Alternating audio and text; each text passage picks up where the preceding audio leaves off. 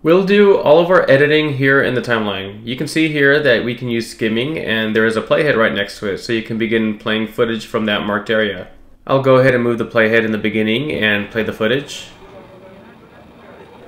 If you haven't gone through these clips in the browser yet, there was one that really caught my attention that will be great for the first shot. I did a couple takes of the sign, and this was my favorite. This window in the right is the inspector, where you have more control of each clip, or you can get some info about the clip. I'll go ahead and click on this right icon so we can view the share inspector. You'll be able to see the resolution of the clip I have selected. It's 1920 by 1080. When I recorded this, I ran the frames per second at 59.94. Here is the name of the clip under the title. Remember when we were creating our project under video format, the video resolution was 720p and the frames per second was 23.98. Now let's see what happens when I move the clip to the timeline. If I move it here in the beginning, it will push the rest of the clips to the right. Okay, let's play the video from the beginning.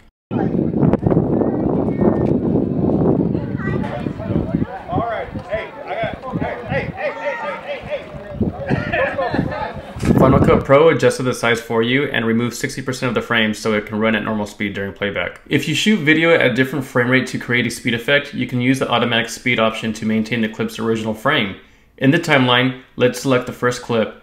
Click the Retime pop-up menu and choose Automatic Speed.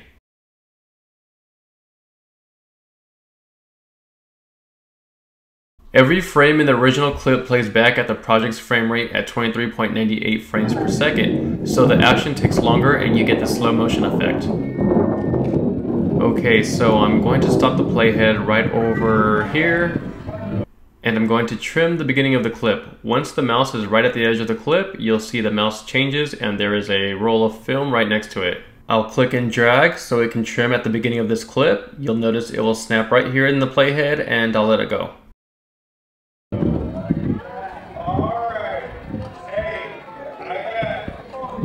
I want the clip to end right before it gets too shaky, so I'll leave the playhead over here, then I'll trim the end of the clip until it snaps to the playhead. Sometimes that snapping can get in the way, or sometimes it's convenient. If you don't want snapping enabled, you can deselect the snapping button over here. You can see the difference when I'm trimming around the playhead. I can trim frame by frame without having to worry about this stopping at the playhead. For now, I'll leave the snapping button on. I want to go ahead and play the video so we can see what we got so far.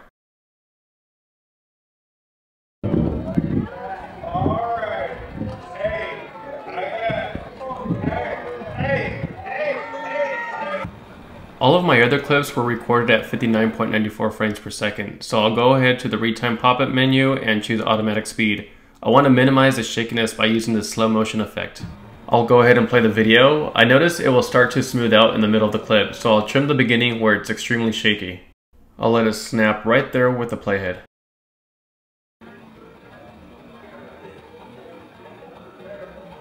Right now it's a little bit smooth. The shakiness is starting to pick up right about there, so I'll trim the end of the clip and let it snap to the playhead.